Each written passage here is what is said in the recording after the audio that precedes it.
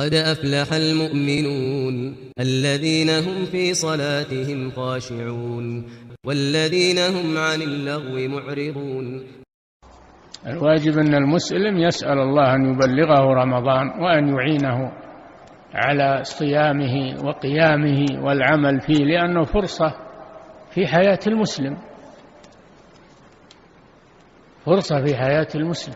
من صام رمضان إيمانا واحتسابا غفر له ما تقدم من ذنبه. من قام رمضان إيمانا واحتسابا غفر له ما تقدم من ذنبه. فهو فرصة في حياة المسلم قد لا يعود عليه مرة ثانية.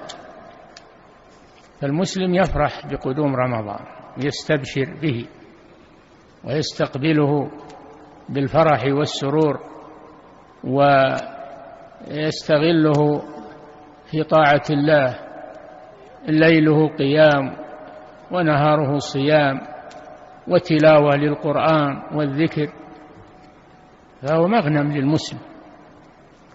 أما الذين إذا أقبل رمضان يعدون البرامج الفاسدة والملهية والمسلسلات والخزعبلات والمسابقات ليشغلوا المسلمين، فهؤلاء جند الشيطان، الشيطان جندهم لهذا.